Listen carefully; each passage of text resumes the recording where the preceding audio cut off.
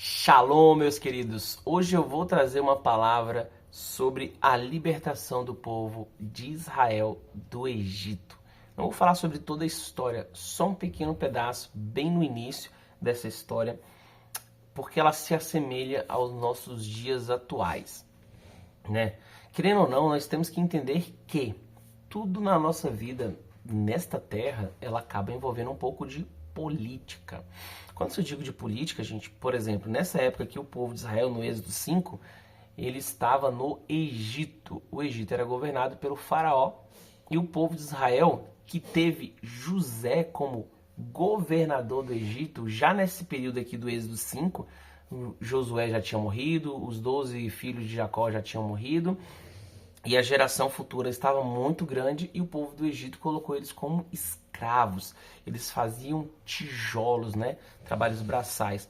Aqueles homens que antes eram donos de ovelha, que quando eles chegaram no Egito, eles falaram, nós somos cuidadores de ovelha, né? Nós criamos ovelha. E por isso eles foram morar na terra de Gósen, que é uma terra mais afastada ali do centro do poder do Egito ali, porque eles não gostavam de... Eles achavam que quem criava ovelhas era, sei lá, pessoa impura, nojenta, tipo isso. E aqui o Senhor fala com Moisés para libertar o povo dele, né? Para através de Moisés libertar o povo dele.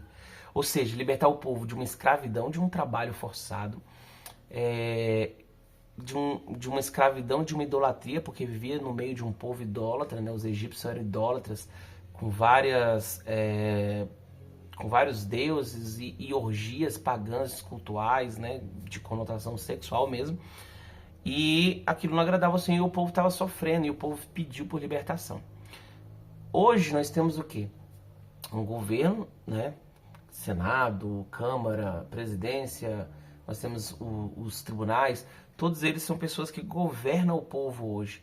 E por que se assemelha muito ao que nós vemos hoje com isso aqui? Porque hoje o povo, e não digo só no Brasil, nós estamos vendo o que está acontecendo na Venezuela. Ele sofre pelo que é imposto por ele, pelos seus governantes. Aqui era não estou dizendo não um imposto de pagamento, mas colocado. Então aqui era imposto sobre o povo de Israel um trabalho duro de escravidão, porque eles trabalhavam e tudo que eles construíam era para o Egito. A única coisa que eles tinham em troca era a possibilidade de morar ali e comer, né? Em tese, segurança, porque se tivesse uma guerra, os soldados do Egito, eles iriam guerrear. Não iriam proteger o povo de Israel, eles iriam guerrear. Então, provavelmente, muitos dos israelitas morreriam numa possível guerra, teriam que se defender por si só. Mas, e aí nós vemos o que hoje? Nós trabalhamos, pagamos impostos altíssimos e está aumentando cada vez mais e mais.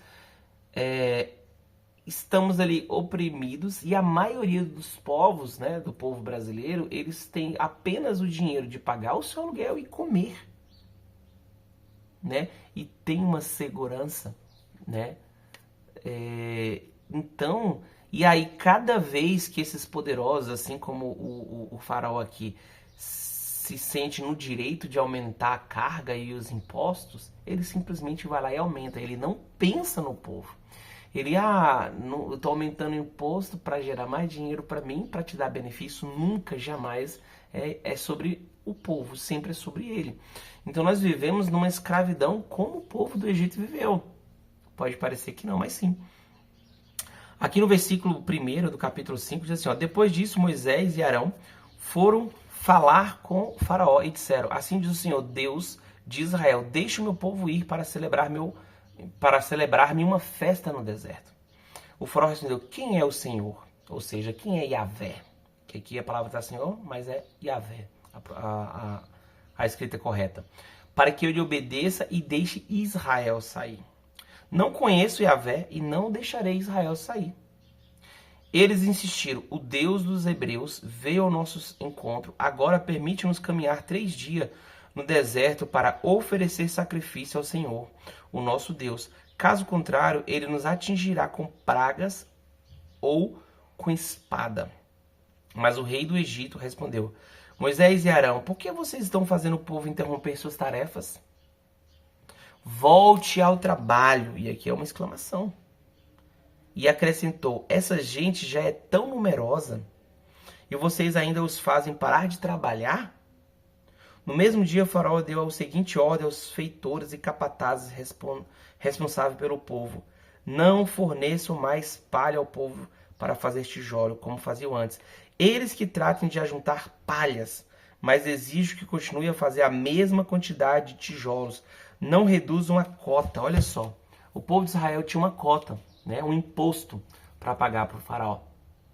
E agora ele dificultou, porque antes o próprio Egito dava essa palha para que fosse feito. Agora o povo de Israel, além de fazer o tijolo, ele tinha que ir atrás da palha, ou seja, ele ia perder muito mais tempo, ou seja, menos tempo eles teriam com a própria família, menos tempo eles teriam para cultuar, para orar, para cumprir os seus ritos religiosos, né?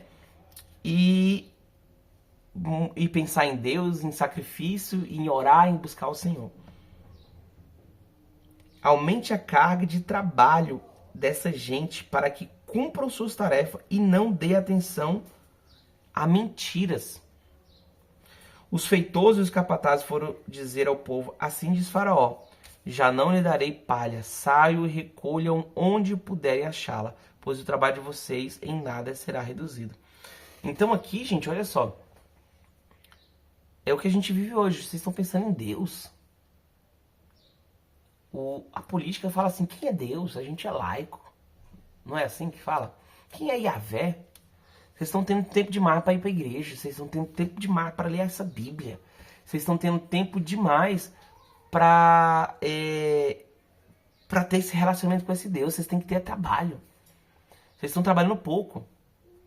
Então, todas as vezes que o povo prospera, todas as vezes que o povo vê saídas, todas as vezes que o povo consegue sair da escravidão ali, da opressão, da necessidade de depender de cesta, da necessidade de depender do Bolsa Família, da necessidade de depender de algum auxílio e começa a depender de si mesmo e começa a ficar independente, o governo começa a olhar: cara, essas pessoas estão pensando. Essas pessoas estão vendo coisas diferentes. Eu não estou nem dizendo só de Bíblia, tá, gente? De igreja, de qualquer situação. Essas pessoas estão preguiçosas, sabe? Estão ociosas. Vamos botar esse povo para trabalhar. E como é que eles vão colocar o povo para trabalhar? Eles não podem chegar na casa e falar: vocês estão preguiçosos, vamos trabalhar. Então eles colocam mais impostos, mais carga, porque o cara pensa: pô, eu tava trabalhando 8 horas por dia, que é a nossa carga horária de trabalho é 44 horas semanais. Absurdo, somos escravos, igual esse povo do Egito aqui, ó. Não temos tempo pra família, não temos tempo pra orar, não temos tempo pra adorar a Deus. Imagina, tô falando na realidade de Brasília, talvez no seu estado seja até pior, ou um pouco menor, dependendo da região. Mas no geral, principalmente nos grandes centros e capitais, como é que funciona? Vou dar o exemplo de Brasília.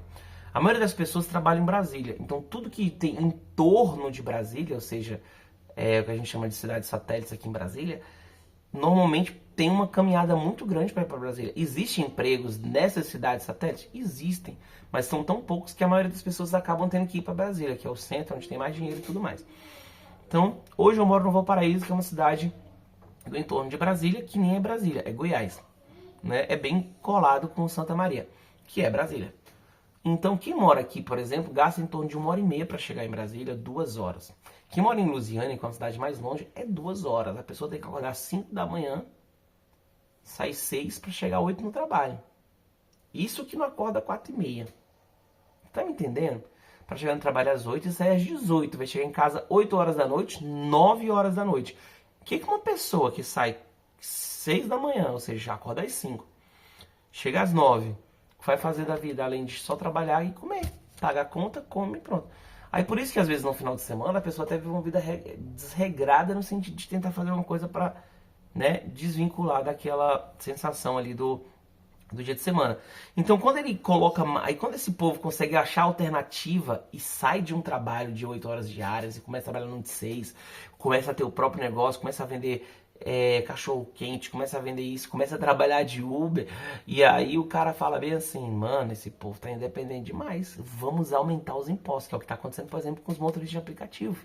Aumentou, querem oprimir o cara, porque essa galera tá começando a ganhar uma independência financeira que outros empregos não dão. A pandemia gerou muita independência no sentido de pessoas começarem a ter próprios negócios, porque as pessoas ficaram presas, reclusas em casa, muita gente criou lanchonete, muita gente criou algum tipo de serviço online e começou a ganhar dinheiro com isso. É lógico, não estou dizendo que foi bênção, tá, gente? Morreu muitas pessoas. Mas assim, obrigou a gente a pensar um pouco fora da caixa, que as pessoas perderam o emprego, as empresas pararam de pagar em algumas situações. Então algumas pessoas tiveram isso. Só que, ao invés de ser benéfico no sentido governamental, de ver o povo crescer, eles falaram, não, esse povo está crescendo demais. E aí o que eles estão fazendo agora? Imposto de tudo quanto é lado. Imposto de carro que voltou DPVAT, que virou SPVAT. E tudo quanto é imposto caindo, e aquilo que é benefício, que são o dinheiro para saúde, educação, todo mundo sabe, foi cortado agora esse ano de 2024. Então, cortou um monte de benefício. Ou seja, como é que você aumenta o imposto, que em tese seria para melhorar o benefício das pessoas, e o dinheiro para os benefícios está diminuindo? Essa conta não fecha. Então, para onde está indo esse aumento de imposto? Para onde está indo esse aumento de imposto? Quando você justifica o aumento de imposto com melhoria de serviço, tudo bem. Agora, quando você aumenta o imposto e o serviço fica piorando, para onde está indo esse aumento? Para onde está indo esse dinheiro? Você está me entendendo? Então, da mesma forma era aqui. O povo do Egito aumentou o trabalho, mas qual o benefício que o israelita estava tendo com isso? Nenhum. Estavam tendo menos tempo, mais carga, mais trabalho e tudo piorando. E Deus queria libertar o povo disso. Só que às vezes, para libertar o povo de uma situação complicada como essa, que gera um pouco de sofrimento. Por que gera um pouco de sofrimento? Porque essas pessoas que estão no poder, elas não querem perder a mordomia de pessoas que os sirvam, de pessoas que estão ali trabalhando por ele, que é o que acontece com o presidente, governador, prefeito. Isso não foi só do Lula, não, gente.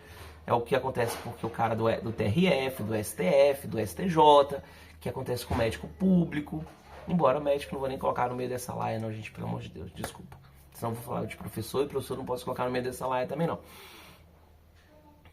A laia de juiz sim, viu, gente? Porque a gente sabe que tem venda de sentença, juiz se acha semideus, ganha dinheiro demais, né?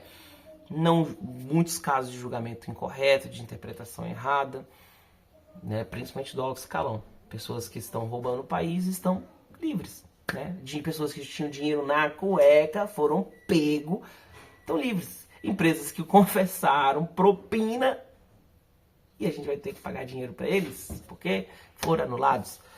Mas, irmão, a gente está falando da Bíblia, pastor. Calma aí. É Bíblia.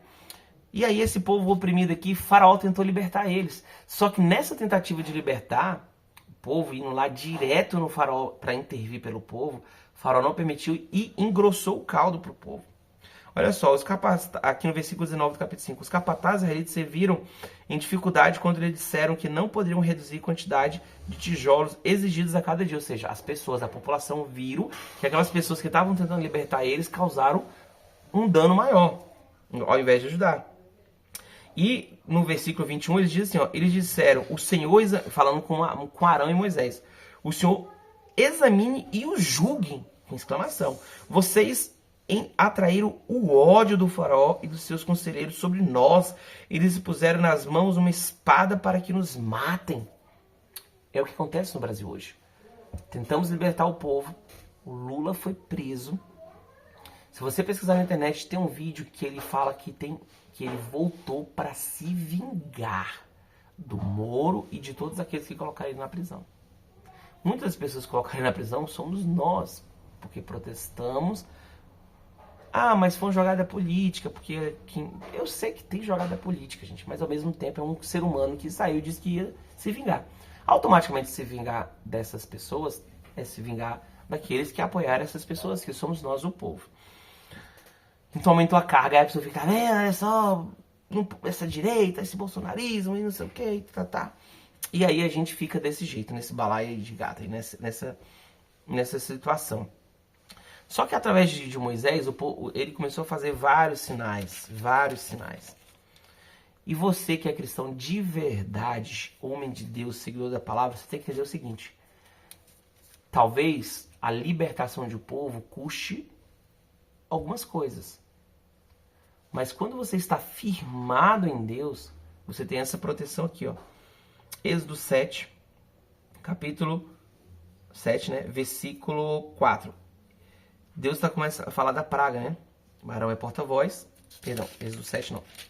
Êxodo 8, né? que é a quarta praga, que são as moscas. Já tinha acontecido aqui a praga do... Já tinham feito sinais, tinha tido o rio se tornando sangue, os piolhos, as rãs. E agora é a quarta praga, que seria as moscas. Eu não vou falar das 10, eu vou parar aqui, porque aqui o ponto final aqui que eu quero que você entenda. Ó, versículo 20 do capítulo 8. Moisés, depois o Senhor disse a Moisés: levante-se bem cedo e apresente-se a Faraó quando ele estiver indo às águas. Diga-lhe que assim diz o Senhor: deixe meu povo ir para que me preste culto. E o meu povo ir para me prestar culto. E você se deixar se você deixar o meu povo ir, se você não deixar o meu povo ir, enviarei enxames de mosca para atacar você, e seus conselheiros, seu povo e suas casas. Então, quando o povo de Deus se levanta e entende que Deus é seu libertador, acontecem situações complicadas no país onde ele vive. Que são impostos altos, perseguição, como nós estamos tendo perseguições aqui. Só que, quando você é cristão, acontece aqui, ó. A casa dos egípcios e o chão em que pisam se encherão de moscas. Mas, naquele dia, tratarei de maneira diferente a terra de Gósen. A terra de Gósen era onde os hebreus viviam. Você viu que teve a primeira praga, a segunda praga, a terceira praga, e não diz que o povo de Israel não foi atacado. Que não participou dessa situação complicada, porque o rio Nilo encheu-se de sangue. Então, provavelmente, o povo de Israel também teve que buscar outras alternativas para a água. Teve rã por todos os lados. Provavelmente, o povo de Israel também vivia por ali. Eles não ficavam enfurnados em Gósen. É igual aqui, eu não fico enfurnado no Valparaíso. A gente se envolve com Brasília. Então, acabou convivendo com isso. Só que olha o que Deus fala no versículo aqui 27. Mas naquele dia tratarei de maneira diferente a terra de Gósen, onde habita o meu povo. Nenhum enxame de mosca se achará ali, para que você saiba que eu, o Senhor, estou nesta terra, farei distinção entre o meu povo e o seu. Este sinal milagroso acontecerá amanhã. Então olha só, Deus está falando para nós que ele vai fazer distinção entre o que serve e o que não serve. Entre o que se intitula povo de Deus, independente do que aconteça no país. Então por isso que eu falo que mesmo com toda essa safadeza do governo em aumentar imposto, em tentar oprimir o povo de Deus vai passar por essa situação vitoriosa. E por isso que o país continua prosperando, graças a um povo de Deus que permanece fiel em oração, em busca. Porque você acha que o povo de Deus não ora pelo país melhorar, pelo país prosperar? É o Lula que está lá. Então, Deus, que o país caia em miséria, que todo mundo perca, que haja fome e sede. Ninguém ora dessa forma. A gente continua orando para que o país prospere, a gente continua orando para que o país cresça, a gente continua orando para que a prosperidade venha. E automaticamente, né, outras pessoas acabam sendo beneficiadas por isso também. Isso é óbvio. Depois eu vou falar mais sobre essas questões aqui. Mas o que eu quero deixar bem claro aqui com essa palavra para você? Você precisa entender que, ó, coincidentemente eu tô com essa camisa. Ó, freedom significa liberdade. Toda liberdade veio com um preço. E dentro desse preço, muitas das vezes, infelizmente, envolve sangue de inocentes. E de quem não é inocente também. Eu não estou dizendo aqui que tem que ter uma guerra, que tem que ter uma coisa. Eu estou só falando. Até porque a nossa guerra não é contra sangue, nem carne, né? É contra principados e potestades. Nosso Deus é que trabalha por nós. Mas a gente pode dar um exemplo da Venezuela que está acontecendo nesse exato momento, depois das eleições. Olha o que está acontecendo. Muitas pessoas morrendo, pessoas sendo sequestradas. Todos os países que passaram por uma situação de libertação tiveram que passar por uma situação bem complicada, como guerras e lutas. E o povo de Deus precisa entender que ele está dentro desse contexto. Então, a gente tem hoje, por exemplo, no Brasil, a possibilidade de sair desse contexto sem precisar de derramar sangue. Mas para isso, a gente acaba perdendo um pouco da nossa liberdade no sentido de ter que ficar um domingo em casa e fazer uma manifestação. A gente perde um dia de trabalho porque a gente quer fazer vai lá no Congresso e faz uma manifestação. Então, assim, o que o mundo quer? O que os faraós desse mundo de hoje quer? Deputados, senadores, vereadores, eu digo todos, tá, gente? Difícil a andorinha lá que tá tentando fazer verão, são pouquíssimos. Que estão fazendo um bom trabalho. O que juízes querem? Eles querem continuar ganhando altos salários, querem continuar oprimindo o povo e dando carga de trabalho para que a gente não pense, para que a gente não haja, para que a gente não tenha tempo. Igual esse povo não tinha tempo. Quem falou aqui? Que eles não têm tempo demais, vocês são preguiçosos, vou ter que dar mais trabalho para vocês. Então, essas pessoas que estão no alto escalão, elas vão falar, vocês são preguiçosos demais, vocês estão tendo muito tempo. Eu vou dar mais trabalho para vocês que vocês não tenham tempo de estudar, para que vocês não tenham tempo de pensar fora da caixinha e tentar algo melhor para a vida de vocês. Então a gente precisa se libertar, ter liberdade, ser livre das artimanhas de Satanás, das ataduras do inimigo e sair dessa situação complicada. Eu sei que Deus vai mover sobre nossas vidas, a gente precisa sair e pensar fora da caixinha e infelizmente no contexto que a gente vive hoje, igual o contexto que o povo vivia naquela época, a gente tem que às vezes confrontar o alto escalão do governo, dos juízes, senadores, deputados, vereadores, prefeitos e tudo mais. Não podemos nos calar. Nós precisamos se levantar como o povo de Deus. Principalmente não nos calar de joelho, que é onde nós mais vencemos batalha, é de joelhos, orando e buscando. Então eu não estou levantando nenhuma bandeira sangrenta aqui. Estou levantando uma bandeira da seguinte forma: pense fora da caixa. Não permita que essas pessoas nos escravizem. Vamos orar, vamos clamar, vamos buscar alternativa para sair dessa escravidão de 44 horas semanais. Cadê o Partido dos Trabalhadores aí? Que são em prol dos trabalhadores e nunca trabalharam em prol de diminuir essa carga horária de 44 horas semanais, que é absurda. É absurda. Deveria ser no máximo 36 horas semanais, 6 horas por dia, ir para o sistema igual nos Estados Unidos por hora. Aí cada um faz seu horário. A pessoa faz 6 horas, faz 5, faz 4, faz 10, mas aí é com ele. Ah, hoje eu vou fazer 12. Mano, você tá maluco, tá vendo? Você falou de escravidão, agora tá falando 12. Tudo bem, mas amanhã eu faço 3. Porque hoje eu tô precisando de fazer um gás, mas amanhã eu quero ficar livre. Então a pessoa tem liberdade, olha que coisa linda. Mas dessa forma que está hoje, ninguém tem liberdade. Nossa CLT é horrível, nossos impostos são altíssimos, a gente não tem retorno, tá? Porque se o mundo amassa tanta CLT como a gente às vezes fala dela aqui no Brasil, por que nos outros não tem, né? Por que não tem tudo isso? E eles gostam. Por que não tem gente, pô, mano, eu vou morar no Brasil porque lá tem a CLT. Por que o povo que vem de fora, que mora aqui, não entra no CLT? Eles fazem virar empresário. Vou falar de Brasília. Vai lá na Feira dos Importados, quanto que tem de coreano, árabe, pessoas de outros países. Eles são CLT? Brasileiros trabalham para eles de CLT, mas eles não são. Eles são empresários. Empresários.